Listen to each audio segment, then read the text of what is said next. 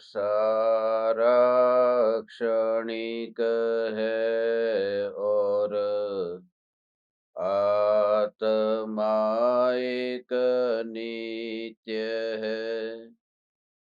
आत्मा का अनुभव बस एकमात्र नित्य है।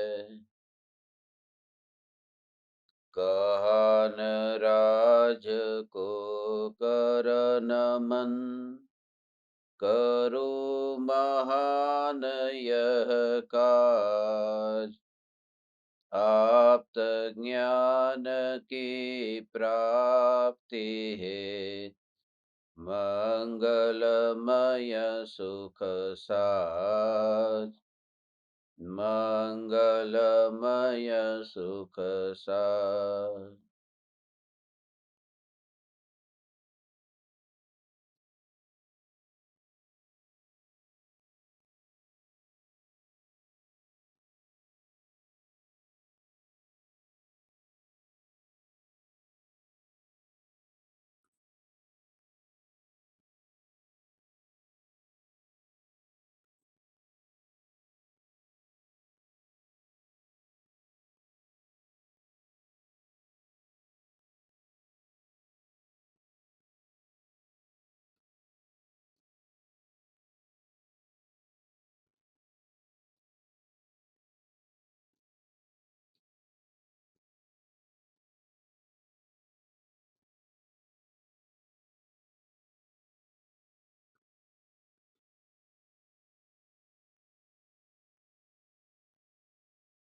चैतन्य स्वभावी भगवान आत्मा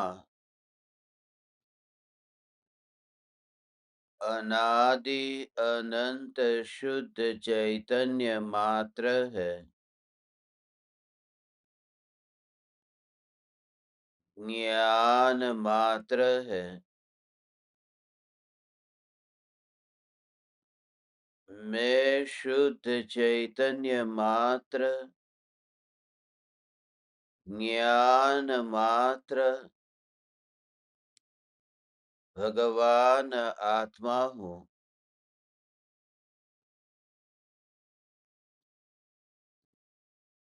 प्रति समय यह जागृति बनी रहे, इस जागृति का नाम धर्म है।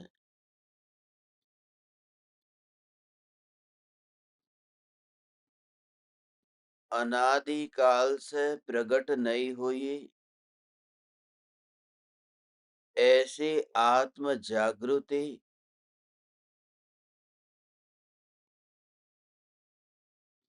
निज आत्मा में प्रकट होने की कला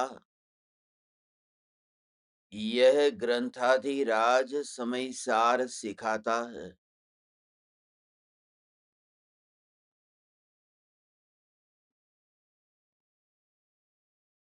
आचार्य कुंद कुंद देव ने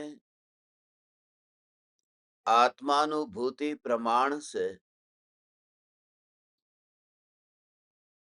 वितराग परिणति के साथ साथ जो राग का विकल्प था, जो मोक्ष के मार्ग में सहचारी था, उस सहचारी विकल्प को साधन बनाकर इस ग्रंथ की रचना की है।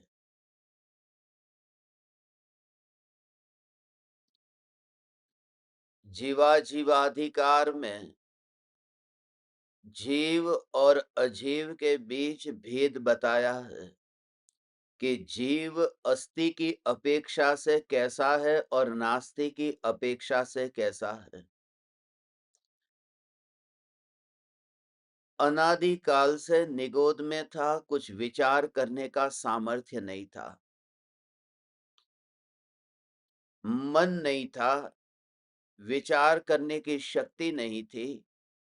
जब संज्ञी पंचेंद्रिय पर्याय प्राप्त हुई, विचार करने की शक्ति प्राप्त हुई, तो इस शक्ति का उपयोग आत्महित के लिए न करके और संसार को बढ़ाने में, फैलाने में किया। बुद्धि का दुरुपयोग किया।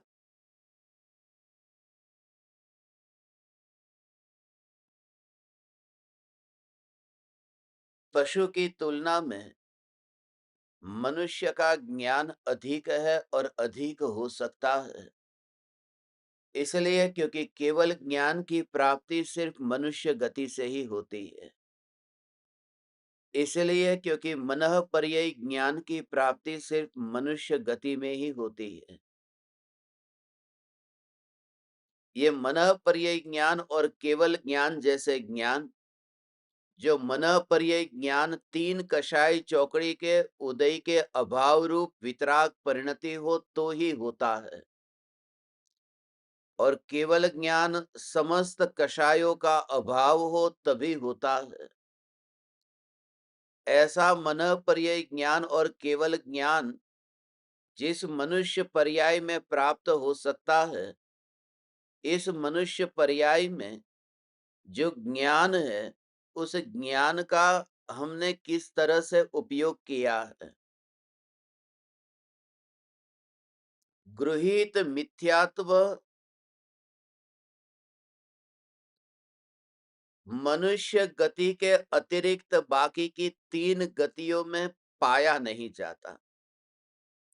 स्वर्ग के देवों में, तिर्यंच में और नारकी में गृहीत मिथ्यात्व नहीं होता। नहीं होता माने उदय रूप नहीं होता। नहीं होता माने वहां पर इस प्रकार के कोई ना भाव आते हैं, जैसे कुत्ता है, बिल्ली है, कौन से देवी देवताओं की पूजा करने जाते हैं। नारकी और देव है, वे कौन से देवी देवताओं को मानते हैं। वो देवी और देव को भोगते हैं, मगर वो उनमें उपादेय बुद्धि से परमात्मा के रूप में नहीं मानते हैं। ये देवी देवता को मानना, ये गृहीत मिथ्यात्व सिर्फ मनुष्य गति में होता है। और मनुष्य गति में भी जब तक बच्चा 8 वर्ष का नहीं होता तब तक नहीं होता। 8 वर्ष का बच्चा हो, जब उसमें विचार की इतनी परिपक्वता हो, तब ये गृहीत मिथ्यात्व उदय में आता है। क्योंकि 2 साल का बच्चा है, उसे तुम पूछो कि कौन से देवी देवताओं को मानता है, क्या है, उसे कुछ भी विचार नहीं है, उसकी मान्यता में कुछ भी नहीं है। उसके दिमाग में तो बाद में डाला जाता है ना कि कौन से देवी देवता है, क्या है। मनुष्य भव पाकर के ये जो गृहीत मिथ्यात्व का पोषण हमने किया, उससे ज्यादा आत्मा की अनुभूति से वंचित रहने वाले और अत्यंत दयनीय लोग वे हैं जो गृहीत मिथ्यात्व का पोषण तो नहीं करते, मगर गृहीत मिथ्यात्व का पोषण करने वालों के प्रति द्वेष भाव से भरे हुए हैं। नहीं तो इतने वर्षों से पूज्य गुरुदेव श्री कांजी स्वामी का सत्समागम प्राप्त होने के बावजूद भी सम्यक दर्शन की प्राप्ति से वंचित क्यों रहे। कि कोई व्यक्ति देव को मानता है, देवी को मानता है, या फिर ऐसा समझ लो अज्ञानी मिथ्या दृष्टि महाराज साहब, साधु संत जो भी है, उनको मानता है, पूजता है, उनको देख करके ही जिस तरह से घृणा का भाव आता है, ऐसा भाव आता है कि जैसे सांप और नेवले के बीच में जैसे शत्रुता हो। तो धर्म का स्वरूप ही जिसने समझा नहीं, गृहीत मिथ्यात्व का जहर तो नहीं है, मगर गृहीत मिथ्यात्व का पोषण करने वालों के प्रति वे जो द्वेष का जहर अंदर में पी रहे हैं, ऐसा जीव भी आत्मज्ञान को प्राप्त करने से वंचित रहता है। इसलिए हमें ये अपनी जागृति रखनी है। कहते हैं कि अपना लोटा छान करके तुम बस पानी पी लो, और दुनिया भर का वो कुआं छानने के लिए तुम मत जाओ। जिस वस्तु को तुमने जान लिया है, बस तुम फिर अपनी आत्म साधना करो। ये भाव पैदा होते ही तुम खुद देखना, कोई शिथिलाचारी व्यक्ति हो, कोई भी व्यक्ति, उनको देख करके तुम्हारे अंदर में एक क्षण के लिए वो भाव कभी पैदा हुआ? मैं नाम किसी का नहीं लेना चाहता, मगर आप सब लोग अच्छी तरह से जानते हैं, ये टीवी पर आने वाले जितने बाबा है, जितने बापू है, जितने गुरु है, उनमें से कितने बाबाओं का जीवन पता है ना कितना शिथिलाचार वाला है, कि अभी जेल में सड़ रहे हैं, कोई है वो मर गए, कोई जिंदा है तो भी छुपी तरह से घूम रहे। ऐसे शिथिलाचारी, ऐसे बाबा, ऐसे कुलिंगी, ऐसे पापी, ऐसे व्यभिचारी, ऐसे मायाचारी, ऐसे जीवों के प्रति क्या कभी परमात्मा दृष्टि आई है कि ये तीन लोक का नाथ परमात्मा है, ये भाव कभी आया है? पूज्य गुरुदेव श्री कांजी स्वामी की पुकार को सुनकर के ढोलक बजाना, नगाड़े बजाना बहुत आसान है, मगर ऐसे जीवों के प्रति परमात्मा दृष्टि जब तुम्हारी प्रकट हो, मैं पूजा करने की बात नहीं कर रहा हूं, मैं उनकी आरती उतारने की बात नहीं कर रहा हूं, मैं ये कह रहा हूं कि गुरुदेव की पुकार पाकर के आंख में जो मिथ्यात्व का कण जो तुम्हें खटक रहा है कि नहीं, कि जिस मिथ्यात्व के कारण बिना किसी प्रयोजन के किसी को पापी के रूप में देखना, मगर वो भाव नहीं आता। इसलिए ये अध्यवसान आदि जो भाव है वो जीव के नहीं है, क्योंकि जीव तो शुद्ध है। ये भाव तो कर्मोपाधि जन्य है, ये तो पुद्गल के भाव है। मैं क्या करूं? मिथ्यात्व का भाव ये पौद्गलिक भाव है, ये मोह मेरा कुछ भी नहीं है, मैं क्या करूं? राग द्वेष मेरे है ही नहीं, मैं क्या करूं? तो आज जिस गाथा को हम समझने जा रहे हैं, वो स्पष्ट रूप से ये बता रही है कि ये सब है वो निश्चय से मेरे नहीं है, और व्यवहार से तो तू उन्हें अपना जान और तेरे अंदर ऑपरेशन कर। पूरी तरह से तुझे अपने दोषों को जानना होगा, जानना अलग बात है। तो यदि सोने की मलिनता को नहीं जानेगा तो आग में गर्म उसको तपाएगा क्यों? यह सत्य है कि सोना कादव में रह करके भी सोना सोना ही रहता है। सोने का मूल्य कादव में कम नहीं होता है, मगर कोई भी स्त्री कीचड़ वाला सोना पहन करके शादी पार्टी में नहीं चली जाती। सोना तो शुद्ध है ना, मगर उसको पर्याय की शुद्धता का भी ज्ञान है कि नहीं, कि यह पर्याय में शुद्ध हुआ कि नहीं हुआ।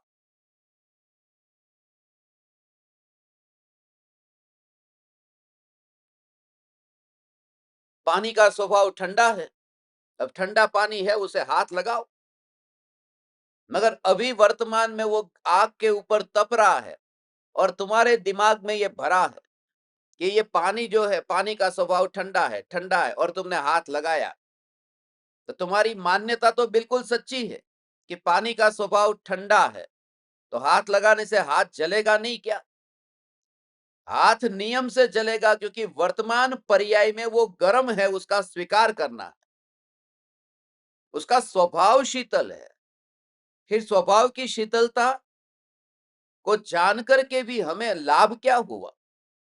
हाथ तो जल ही रहा है, कि जान करके ये लाभ हुआ कि इस अग्नि को, इस उष्णता को तुम उसका स्वभाव मत मान लो, क्योंकि वो पर के निमित्त से हुआ, इसलिए लंबे काल तक ये नहीं रहेगा। जैसे ही आग से हटेगा पानी ऑटोमेटिक ठंडा हो जाएगा। एक बार अपने आत्म दोषों को निरीक्षण करके ये विचार करने के लिए आज ये हम 46वीं गाथा पढ़ रहे हैं, जिसमें तीर्थंकर परमात्मा की दिव्य ध्वनि में 46 गुणों के धारक अरिहंत भगवान का ये 46वीं गाथा के साथ में जो कनेक्शन है, उसे भी आज समझना है और अपने अंदर ऑपरेशन करना है। खाली हमें इस तरह से अपने जीवन को व्यर्थ में ऐसे बर्बाद नहीं करना है। मैं शुद्ध हूं, मैं शुद्ध हूं, मैं शुद्ध हूं, मैं शुद्ध हूं, मगर शुद्ध हूं ये पर्याय में टोडरमल जी ने मोक्ष मार्ग प्रकाशक में लिखा है। तो शुद्ध चैतन्य है, तो केवल ज्ञान स्वभावी है। यदि तू केवल ज्ञान स्वभावी और तुझे केवल ज्ञान हो गया है ऐसा, क्योंकि शिष्य कहता है मैं तो केवल ज्ञानी, यदि तुझे केवल ज्ञान हो गया है और तू राग और द्वेष से रहित है, तो तू मुझे बता कि ये मति ज्ञान और श्रुत ज्ञान जो यहां दिख रहे हैं वो किसके हैं? यदि तू वितरागी हो गया है, तो ये जो राग और द्वेष यहां दिखाई दे रहे ये किसके हैं? तो वर्तमान में जो दोष है वो तो तुझे दिखाई नहीं देते, और जो अभी है ही नहीं तो उससे अलग हूं ऐसी बातें करता है। केवल ज्ञान से न्यारा, वितरागता की पर्याय से न्यारा, जो है उससे न्यारा, उसकी तो बात ही नहीं करता। मोक्ष के पर्याय से मैं भगवान आत्मा न्यारा हूं, मगर संसार की पर्याय से न्यारा हूं, पहले ये तो शुरुआत कर। मगर ये बातें बहुत मीठी लगती है, वरना कल रात को हमने जो श्लोक लिया ना, 34वां श्लोक, इतने वर्षों तक गुरुदेव की पुकार सुन करके और गुरुदेव के पास में वहां पर जीवन भर रहने वाले लोग, ये कम लोग थे क्या? कितने लोग गुरुदेव के समागम में रहे, कितने लोग विद्वान हुए, पंडित हुए, प्रवचन देने लगे,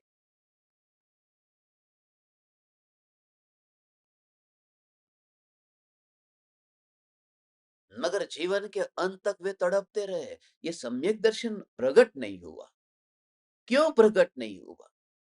इतना अच्छा जानने वाले, बोलने वाले, समझाने वाले, ये सम्यक दर्शन क्यों प्रकट नहीं हुआ? आग्रह के कारण सम्यक दर्शन कभी प्रकट नहीं होता, जड़ता के कारण, कठोरता के कारण। इसलिए कल कहा ना, 6 महीने तक जब तुम तत्व विचार करते हो, तुम्हारा आत्मा इतना फ्लेक्सिबल हो जाता है।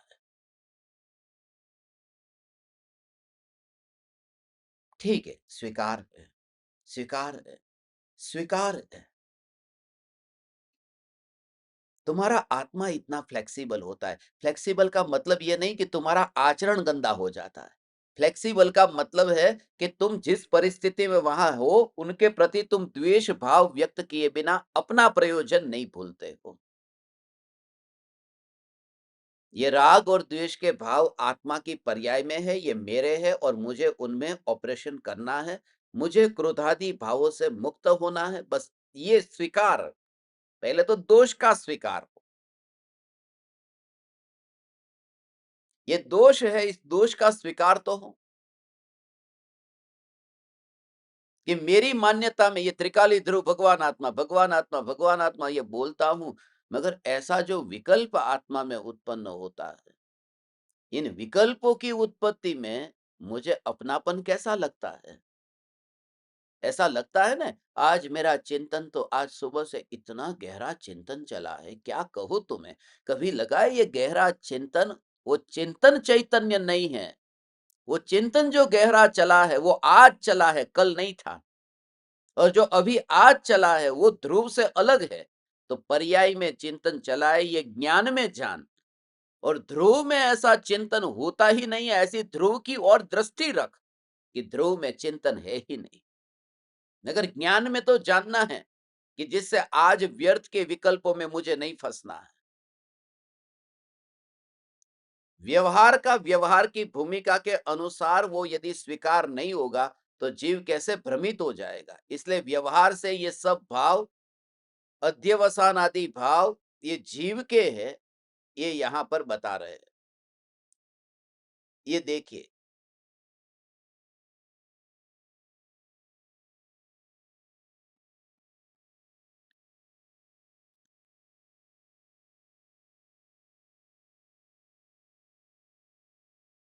व्यवहार सदरिसण मुव एसो वर्णिदो जिणवरेहि जीवा ए देशव्ये अजवसाणादो भावा।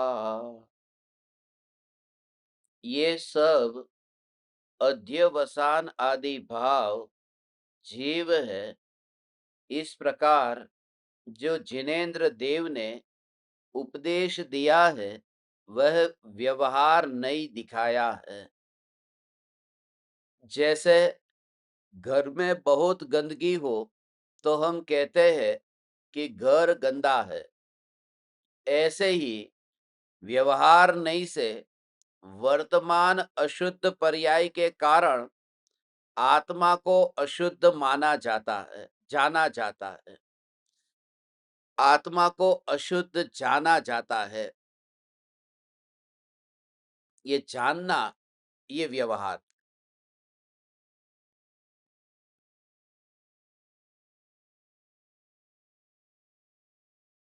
पता चला न, इससे पता चलता है। जो संयोग आते हैं, वो संयोग थर्मोमीटर का काम करते हैं। एक व्यक्ति है जिसको देख कर के मुझे गुस्सा आता है, रह ही नहीं पाता, उसका चेहरा देखते ही गुस्सा आता है।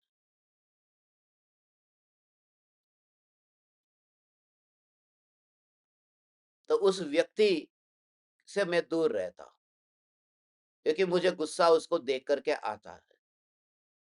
अब उसको देख करके गुस्सा आता है और मैं दूर रहूंगा, वास्तव में देखे हो गहराई से तो ये समाधान नहीं, क्योंकि उस व्यक्ति को मिलकर के गुस्सा आया नहीं है। असली कारण यह है कि उस व्यक्ति को मिलकर के तुम्हें पता चला है कि तुम्हारे में कितना गुस्सा पड़ा है। वह व्यक्ति थर्मोमीटर का काम कर रहा है। आपको बुखार आया और थर्मोमीटर जीभ पर रखा और यहाँ रखा, और फिर आपने देखा कि 104 बुखार है, तो थर्मोमीटर को फिर आप नीचे जोर से फेंक दो और तोड़ दो। ये थर्मोमीटर की वजह से बुखार आया है। थर्मोमीटर ने तो दिखाया है कि बुखार कितना है। थर्मोमीटर को तोड़ना बुखार को मिटाने का उपाय नहीं है। औषधि लेना ये बुखार को मिटाने का उपाय है। और थर्मोमीटर तो रहने देना, तोड़ना मत, क्योंकि दवाई लेने के बाद में ये बुखार मिटा या नहीं मिटा वो पता चलेगा थर्मोमीटर से। यदि थर्मोमीटर ही तोड़ दिया तो बुखार कम हुआ उसका पता भी कैसे चलेगा? इसलिए जिन संयोगों में रहते हो, उन निमित्तों में पति हो, पुत्र हो, माता पिता हो, उनको पूरा जोर द्रव्य का होगा, तो फिर ये भाव भी आएगा कि इनकी वजह से कुछ भी नहीं हुआ, ये मेरे अंदर कचरा पड़ा है, इस वजह से ही ये हुआ है, ये बुखार मेरे अंदर है। नहीं, मैं क्या करूं, मैं तो ये बाहर ठंड में गया था इसलिए जुकाम हो गया, मैंने कल आइसक्रीम, इतनी ठंडी आइसक्रीम खाई तो ये जुकाम हो गया है। मगर आइसक्रीम खाने वाले तो और भी लोग थे, सबको नहीं हुआ। बाहर घूमने वाले बहुत लोग थे, उनको नहीं हुआ। तो मेरी यहाँ कुछ कमजोरी है, तो पूरा फोकस अपने पर ही करना है कि मुझे अपने आत्मा में जो कमजोरी है वो मेरी है, पहले ये स्वीकार करना। दृष्टि में ध्रुव न्यायक यही है, वितरागी परमात्मा की वाणी में ये जो विशेषता ये है कि एक दृष्टि से जो मैं शुद्ध हूं और दूसरी दृष्टि से मैं अशुद्ध हूं, इन दोनों का स्वीकार है। पर्याय में पामरता, पर्याय में मलिनता, उसका स्वीकार करता है।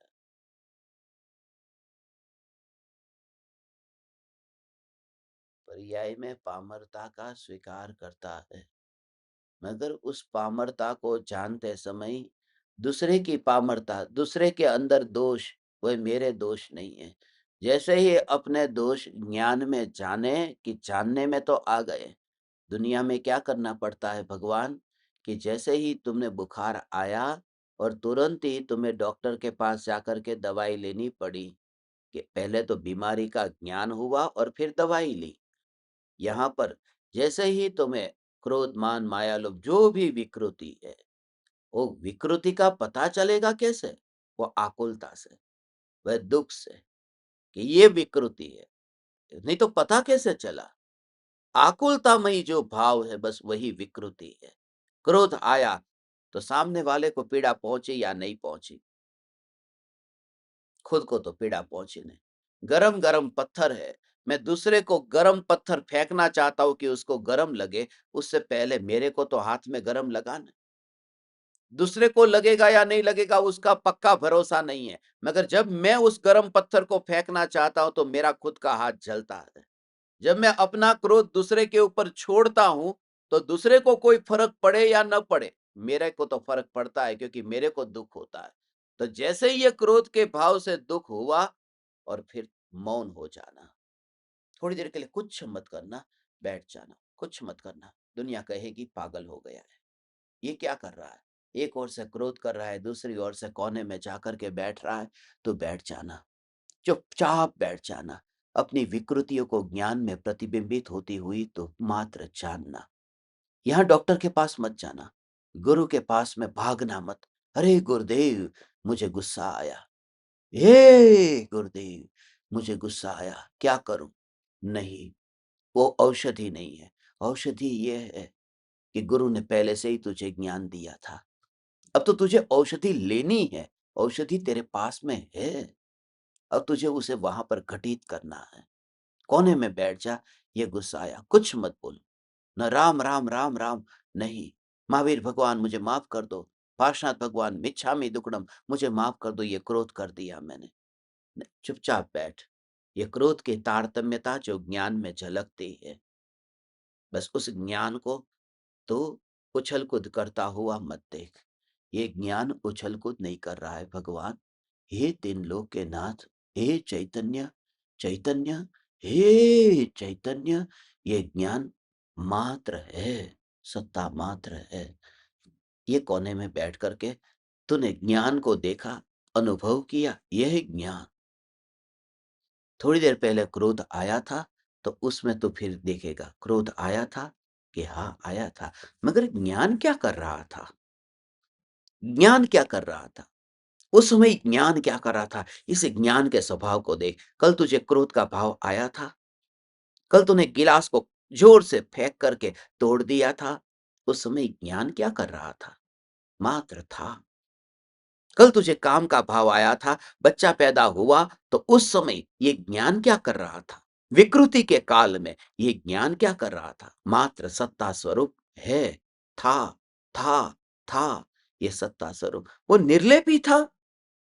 वो अनादि अनंत निर्लेप ज्ञान। और ऐसा विचार करते विचार से ही तुमसे ये परमात्मा तुमसे कहता हूं कि तुम सेल्फ कनेक्टेड हो रहे हो। और तुम्हें ऐसा ही कि जैसे दर्पण के ऊपर से धूल धूल खिरने लगी है। अब दर्पण की स्वच्छता का एहसास तुम्हें होने लगा है।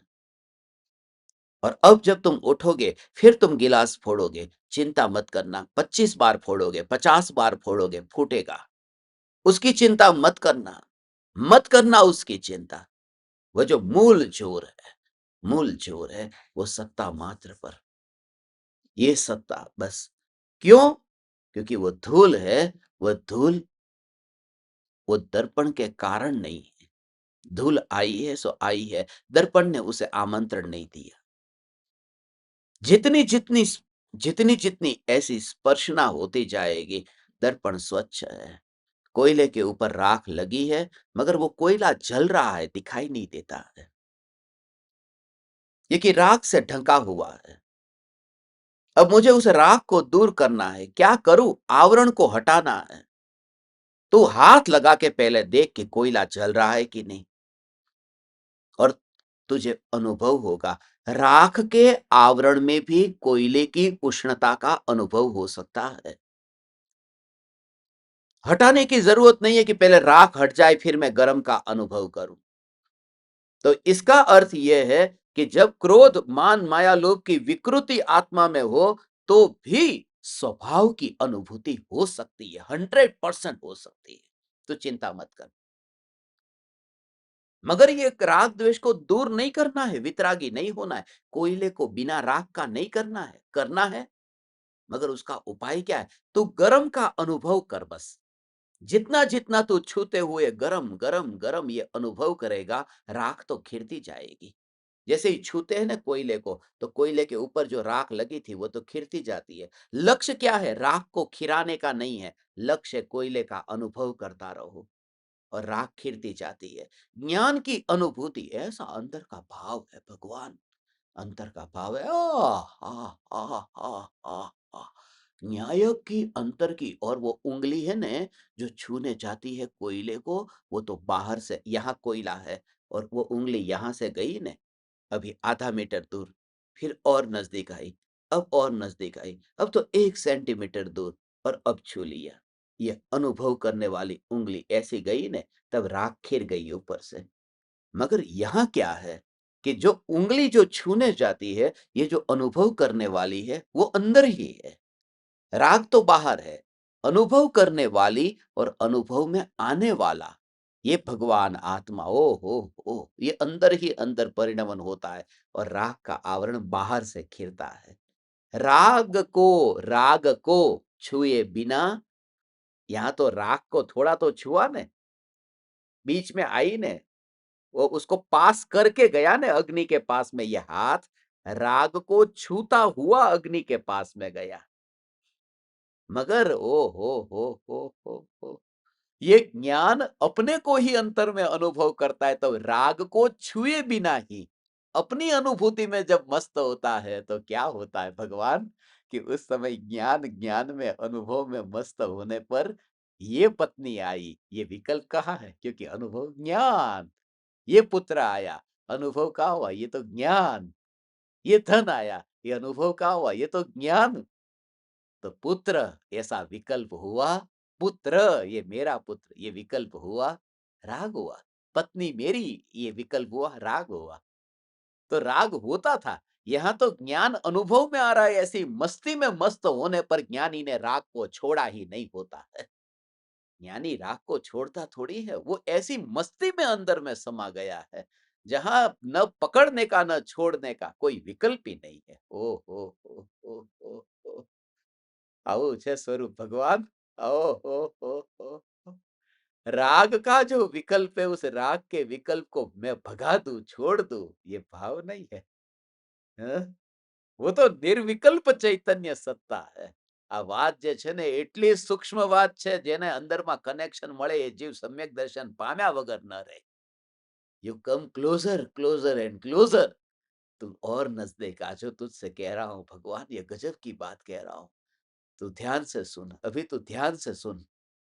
ओ ओ ओ ओ ओ ओ ओ ओ ओ ओ ओ अंतर में ही अंतर में, ये बाहर की बात ही नहीं है।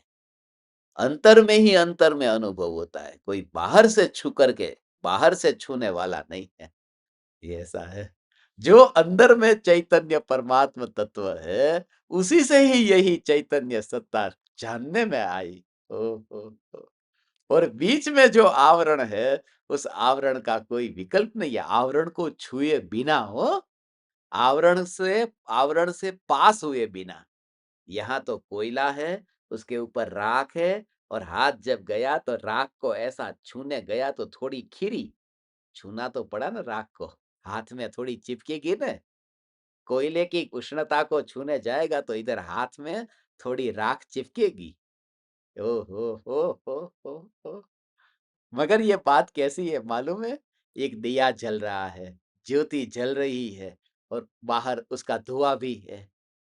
जब ज्योति जो अंदर ज्योति जल रही है, उस ज्योति से ज्योति को प्रकाशित होने के लिए क्या करना? कोई बाहर से टॉर्च लाना है?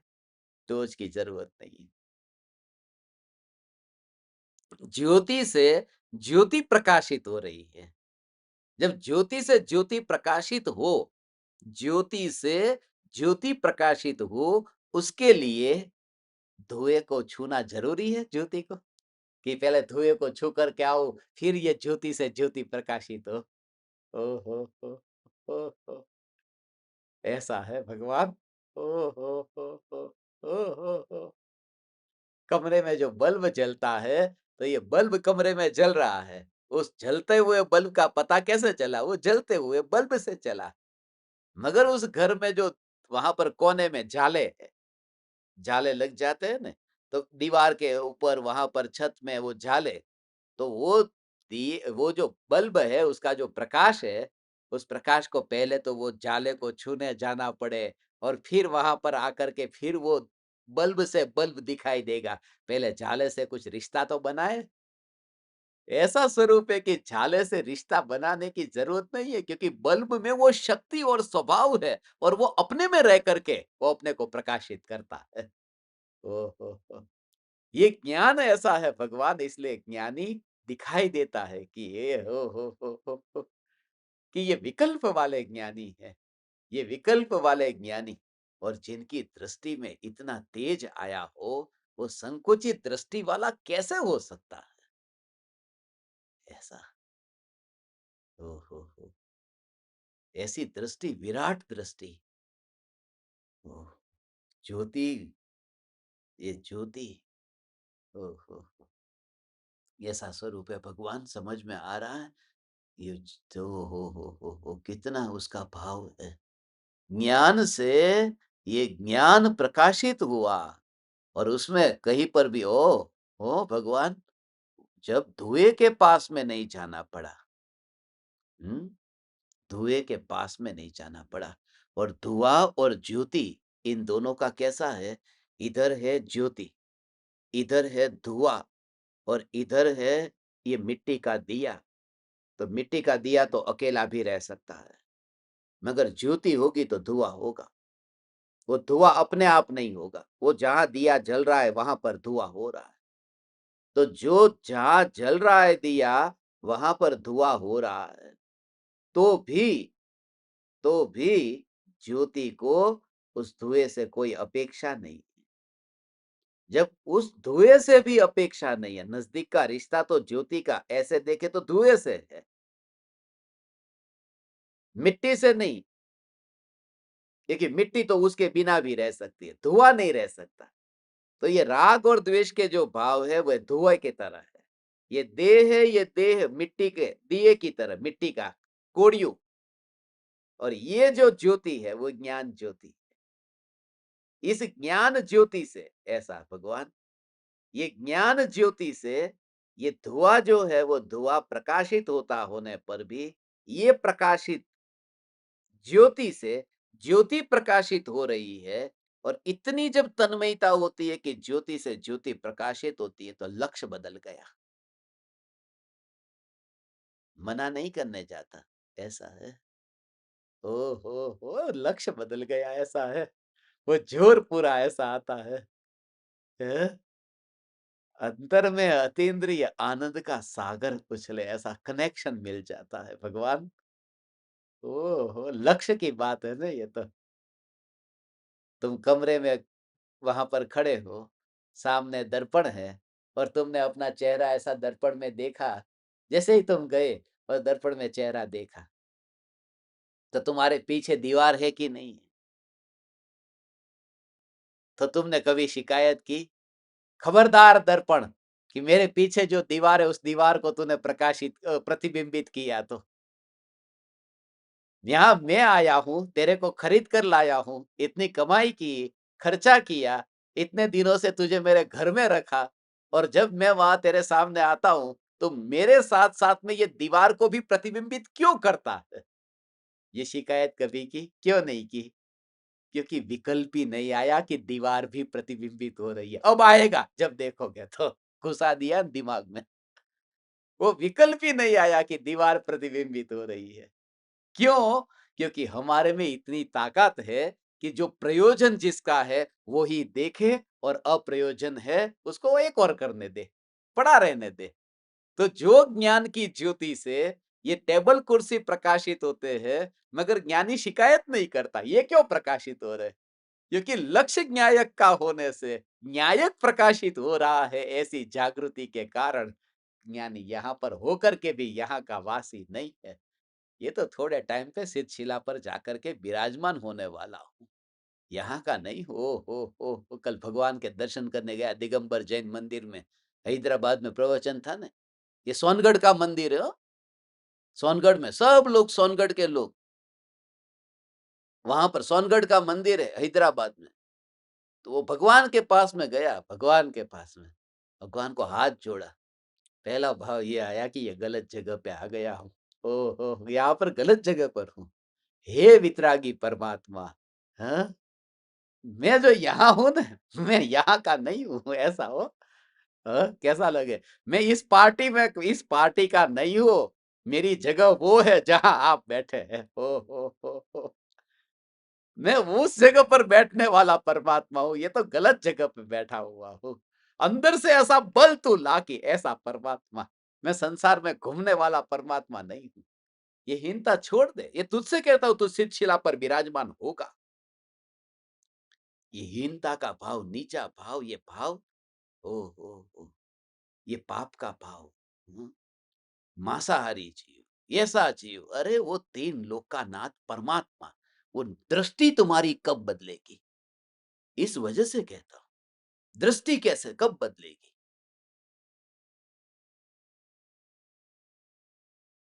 शास्त्र में आता है। तुमको एक बात बताऊं, एक कसाई को तुमने देखा, जानवर को काटता हुआ तुमने देखा, तुम्हारा धर्म कितना महान है उसका पता इससे चलता है। मैं मांसाहारी को देखता हूं तो मेरा तो ध्यान भंग हो जाता है। तुम्हारा धर्म इतना दो कौड़ी का है कि इतना देख करके तुम्हारा धर्म भ्रष्ट हो गया? ये धर्म भ्रष्ट हो गया? मैं तुमसे जो कहता हूं वो बात तुम सुनो और उसका विचार करना, आग्रह छोड़ करके विचार करना। ये परिणामों की बात आई है ना, इसके लिए कहता हूं।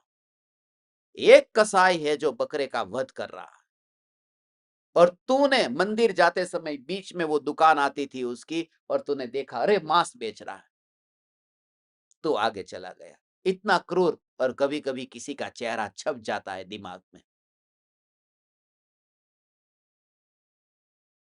ये मांसाहारी, कोई दृश्य आपने बचपन में भी देखा होगा कि कोई मांस काटता था, मांस के पास बैठा था, कोई ऐसा दृश्य आज भी आपके सभी के दिमाग में होगा। वो दृश्य एक बार छप गया।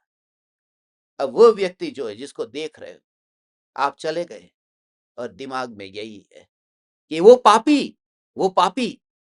भगवान के दर्शन कैसे कैसे पापी है, हे भगवान मैं धन्य हुआ मैं आपके पास आया। मगर तुम्हारे चले जाने के बाद में, 1 घंटे के बाद में, कोई ऐसा गुरु उसे मिल गया, जीवन में कोई बोध हो गया। हो सकता है, क्यों नहीं हो सकता, उसका कारण बताओ। उसे बोध हो गया, और ये तो मेरा प्रमाण है ना, ये प्रमाण है। अफ्रीका में मेरा प्रवचन था और प्रवचन में जिसने आयोजन किया था उसने मुझे बताया, रास्ते से निकले कि ये मांस बेच रहा है देखो, और ये प्रवचन में आने वाला है, ये प्रवचन में आएगा। मुझे ऐसा आश्चर्य नहीं हुआ कि ये कसाई प्रवचन में।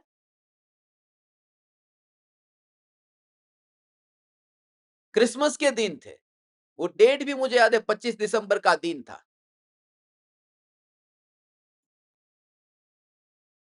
प्रवचन शुरू हुआ, वो आया ही नहीं, उसका काल नहीं था।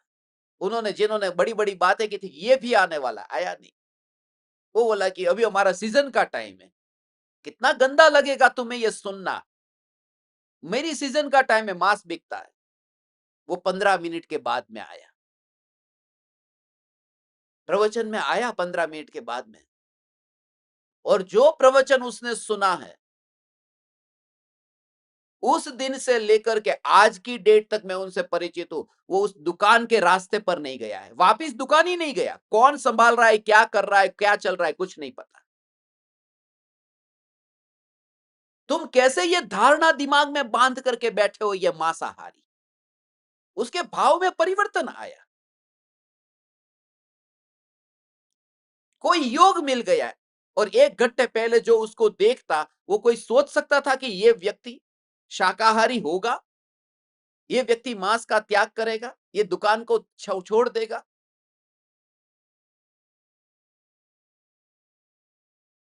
उस रास्ते पर आज तक नहीं गया। आज भी मुझे, जब मैं उससे मिलता हूं,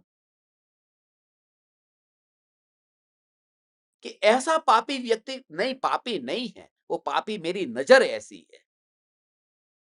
नहीं तो गुरुदेव के धर्म की महिमा ही क्या, कि प्रत्येक आत्मा परमात्मा है।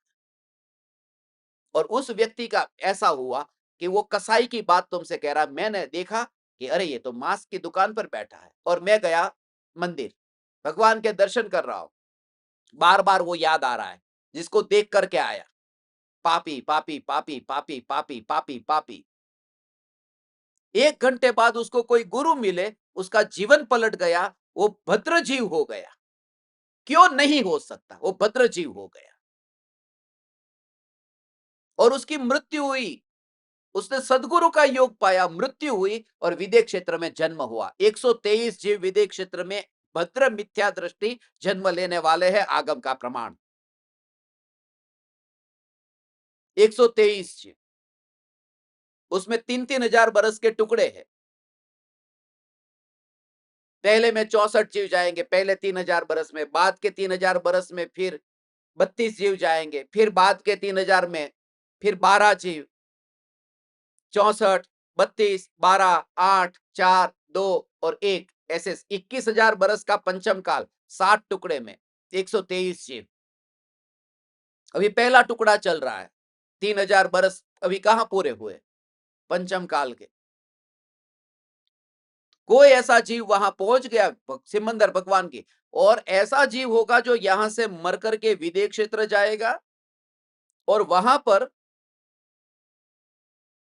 9 वर्ष की उम्र का वो केवल ज्ञानी होगा। यहां से सम्यक दर्शन पाकर के केवल ज्ञान पाएगा। अब जरा विचार करो तुम, जो मांस की दुकान पर बैठा था, भाव बदल गया और वो विदेह क्षेत्र जाकर के केवल ज्ञानी हो गया। और 10 साल के बाद में तुम उसी रास्ते से निकलते हो और भगवान के दर्शन करने गए, मगर वो दिमाग में याद आ रहा है कि इस गांव में मैं आया था, इस शहर में आया था, एक मांसाहारी यहां बैठा था, छोड़ो जाने दो, नमो अरिहंताणम, मगर वो मांसाहारी, नमो अरिहंताणम, ये नमो अरिहंताणम तुम उस अरिहंत को नमस्कार कर रहा है जो अरिहंत हो गया है, तेरे दिमाग में कसाई भरा है।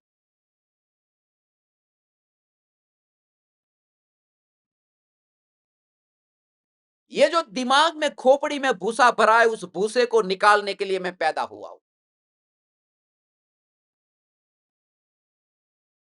कि ऐसा वितराग धर्म, इतना विराट दृष्टि वाला धर्म, ऐसा सिकुड़ करके घोड़ा ना डाबला नीचे में रही गयो।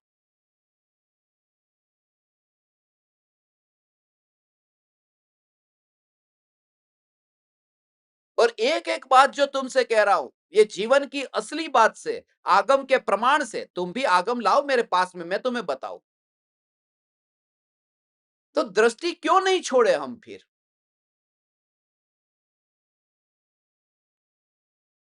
इस कुएं पर अपना कब्जा क्यों जमा रहे हैं कि जिसकी वजह से सबको इसका पानी नहीं मिल पाता है? ये कुआं क्यों नहीं छोड़ते खुला कि सब आके इसका पानी पी सके? ये बात ये बताती है, विराट दृष्टि। और ज्यादातर लोगों को निराश करेंगे, क्योंकि जॉर्ज बर्नार्ड शो ने कहा है, जब तक आप अधिक से अधिक लोगों को निराश नहीं करेंगे, तब तक आप सफल नहीं हुए। सफलता का राज यही है कि जब भी कोई सच्चे मार्ग पर चलेगा, तो ज्यादा से ज्यादा लोगों को नाराज करेगा। और गुरुदेव ने किया, क्योंकि संप्रदाय जब छोड़ करके आए, कितने लोगों को दुख हुआ, विरोध हुआ कि मत जाओ ये संप्रदाय छोड़ करके, निंदा हुई। मगर सत्य के पथ पर जो गुरुदेव चले हैं, तो दुनिया को, जिनको नीम के जो फूल होते थे ना, લીમડાના फूल આમ નીચે ખરેલા પડ્યા હોય સોનગઢમાં, તો ગુરુદેવ એમ કહેતા, અરે આ તમારા મા બાપ છે એમ। લોકો કે મા બાપ તો મરી ગયા છે, અરે મરીને આમાં જન્મ્યા છે, આ તમારા મા બાપ છે કે મા બાપ છે તો મૂકો મૂકો પગ ઉપર, આમે તે હેરાન કરતા હતા। તો ગુરુદેવ કહેતા કે અત્યારે તમારા પગ નીચે આ મા બાપ નહીં, આ 3 લોકનો નાથ સિદ્ધ પરમાત્મા છે। ये सिद्ध परमात्मा है तुम्हारे पैर के नीचे। आज जो तुम्हारे पैर के नीचे है, कल सिद्धशिला के ऊपर है।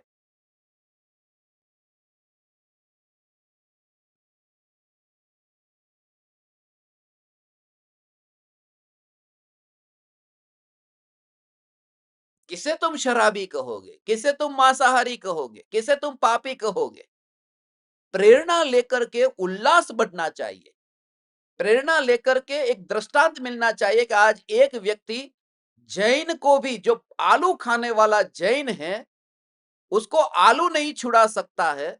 और कोई व्यक्ति यदि हमारा प्रवचन सुनकर के मांस त्याग देता है, तो उसको पापी क्यों कहना? उसको तो और उसको अनुमोदना करनी चाहिए।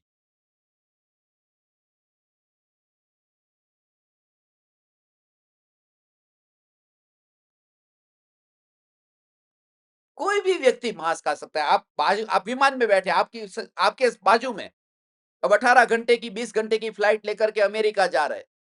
अब इधर भी मांस खा रहा है, इधर भी मांस खा रहा है। अब क्या करेंगे आप? उठ करके भागेंगे क्या? छलांग लगा करके नीचे खुद का लगाएंगे? तो बैठना ही पड़ेगा ना वहां पर। उनकी ओर से ये दृष्टि कब छोड़ेंगे कि ये पापी? और ये तो दोनों मांसाहारी की बात की।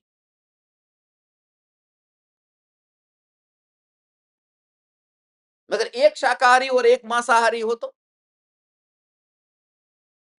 फर्क पड़ता है।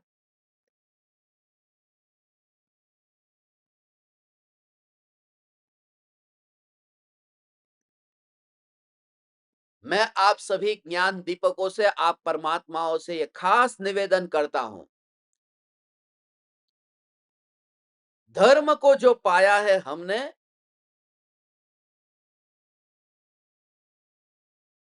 उसे प्रयोग में उतारना है।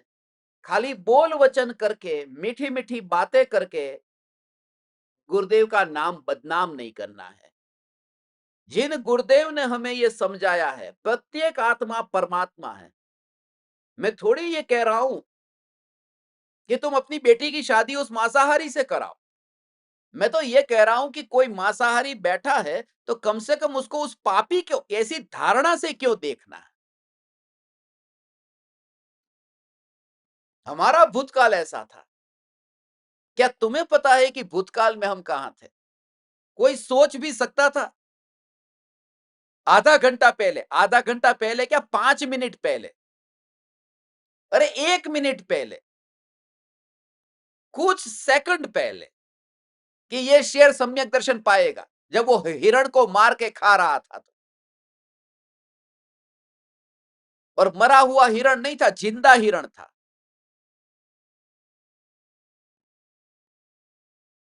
मरे हुए हिरण को शेर नहीं खाता, वो जिंदा हिरण था। और हिरण खाली था नहीं, हिरण के पीछे भाग करके शिकार किया था।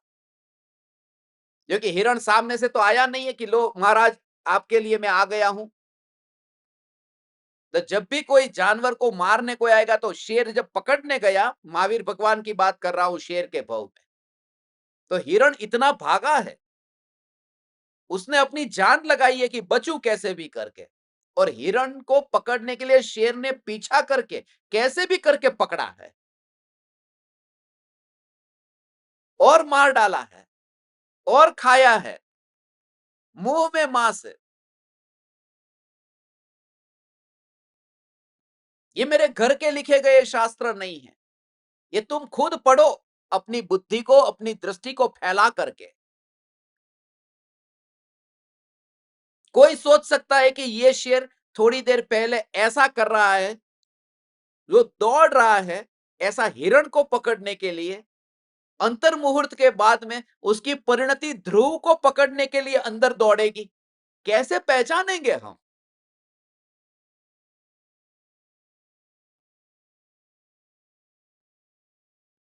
दुनिया समझे या न समझे, मेरा सबसे इतना प्रेम है, आप मेरे बच्चे हैं, इसलिए आपको ये कहता हूं। अभी इस मामले में बच्चे बना देता हूं आप सभी को,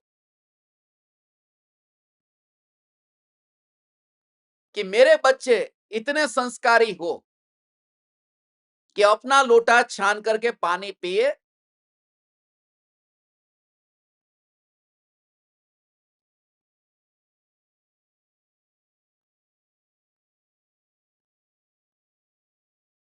रोज रोज ये सुनेंगे, दृढ़ता लाएंगे। नहीं तो मंदिर के चार दीवारों के अंदर खाली धर्म धर्म नहीं है, खुले मैदान में आना होगा, देखना भी होगा कि क्या हो रहा है, वन जंगल में क्या हालत हुई होगी। आप खुद जरा विचार करो। मुनिराज का, खुले जंगल में रहते, हिरण को मारने शेर भागा, बकरी को मारने वाघ भागा, पकड़ा। कुत्ता बिल्ली को मारने भागता है, बिल्ली चूहे को मारने। जंगल में होता क्या है? यही तो सब जंगल में होता रहता है। तो मुनिराज क्या करते होंगे? आंख बंद करके, नहीं नहीं ये क्या कर रहे हैं, या फिर बचाने भागते होंगे, अरे चूहे को मत मार, अरे बिल्ली को मत। ये करने मुनिराज नहीं गए जंगल में। नहीं तो इधर से उधर भागने में तो हर अंतर्मुहूर्त में निज आत्मा में लीन कौन होगा?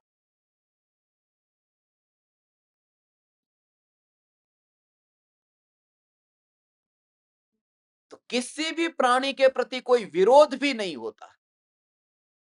ठीक है, तो अहिंसा महाव्रत के धारक कैसे हुए? इतनी तो हिंसा हो रही है कि उनका अहिंसा महाव्रत सिर्फ इतना है कि उनके द्वारा, उनके निमित्त से ये जीवों की हिंसा जो हो रही है, वो न हो। किसी जीव पर पैर न रख दे, कहीं बैठे तो उससे पहले वहां पर मोर पीछे से उसे हटा करके कि सूक्ष्म जीव भी वहां न मरे, ऐसा करके उसे हटा करके बैठे।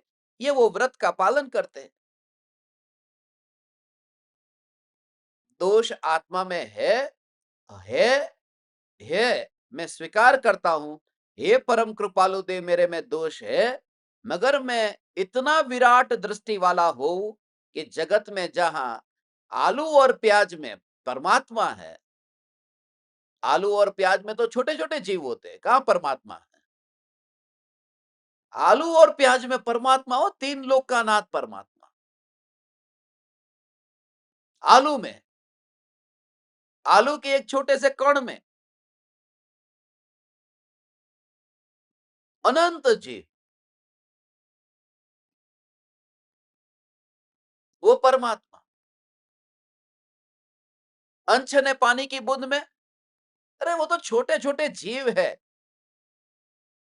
नहीं नहीं नहीं, वो तो तीन लोक का नाथ है, छोटा जीव होता नहीं है। ये तीन लोक का नाथ परमात्मा, वो परमात्मा, आलू में परमात्मा, प्याज में परमात्मा। और ये सामने आया वो कौन? वो तो उसकी छोड़ो, वो तो डेरावासी, ये स्थानकवासी, ये श्वेतांबर है। वो तीन लोक का नाथ परमात्मा नहीं है। जो भी बात मैंने आपको कही, शांति से, मैं बहुत सोच विचार करके आया हूं, ये आपको जो बोल रहा हूं वो शांति से एक कोने में बैठकर विचार करना कि हे परम कृपालु देव, हे गुरुदेव, आपने जो हमें तत्व ज्ञान दिया था, इस तत्व ज्ञान का हमने क्या कर दिया? आप क्या देकर के गए थे और हमने क्या उसका अर्थ निकाल दिया?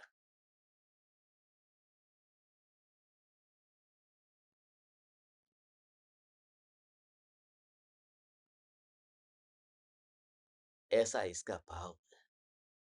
ओ हो,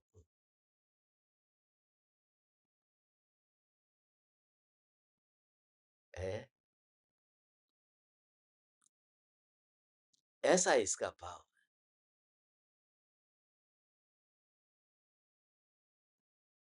ये कौन समझेगा? ये गाथा है, ये 46वीं गाथा देखो। ये सब अध्यवसान आदि भाव जीव है, ये जीव के भाव है। तो दूसरे की बात मत करना, अपनी करना कि मेरे में जितना मोह राग द्वेष का भाव है वो मेरा है, ऐसा व्यवहार नहीं दिखाता है। और व्यवहार नहीं, उनके लिए असत्यार्थ है जिन्होंने निश्चय को पाया है।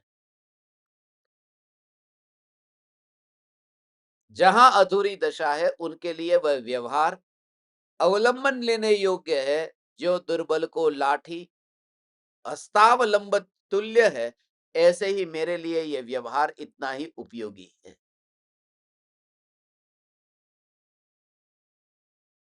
आज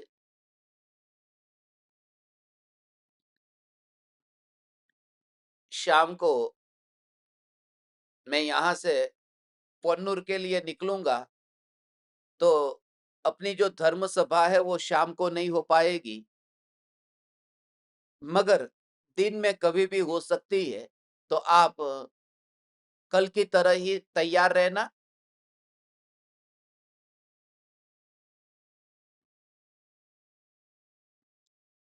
जैसे ही समय मिलेगा, बस पूरी तरह से ऐसे सावधान रहो।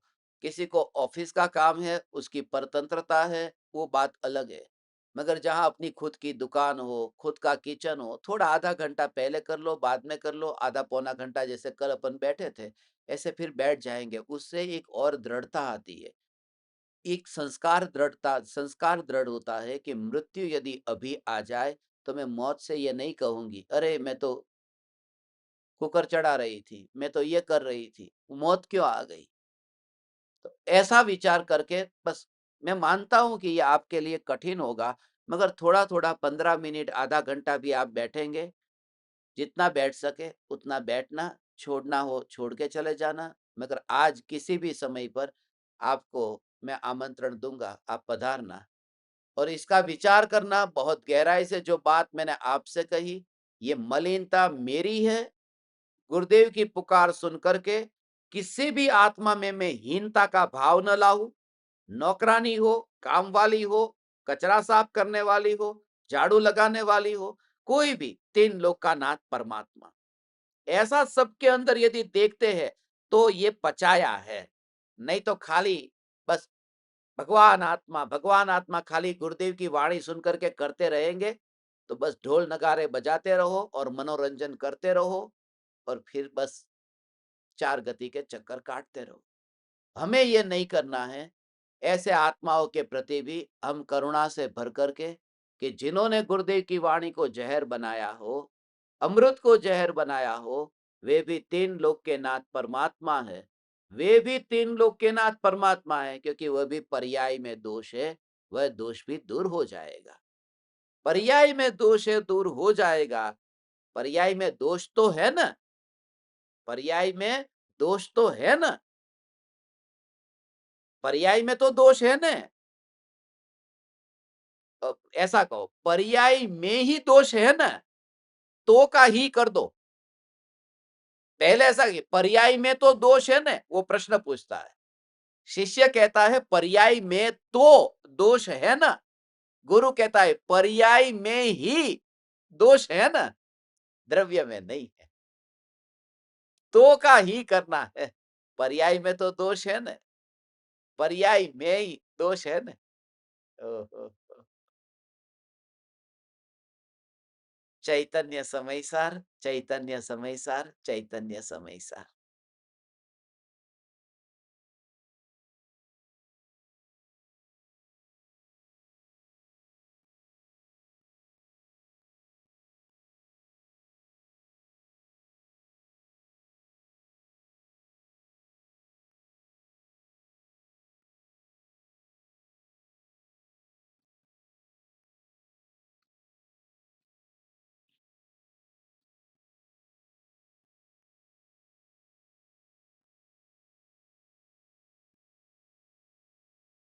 अहो अहो श्री सद्गुरु करुणा सिंधु अपार,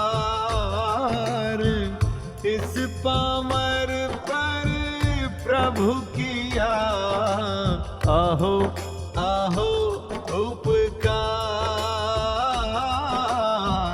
अहो अहो उपकार। देह सहित जिनकी दशा, वरते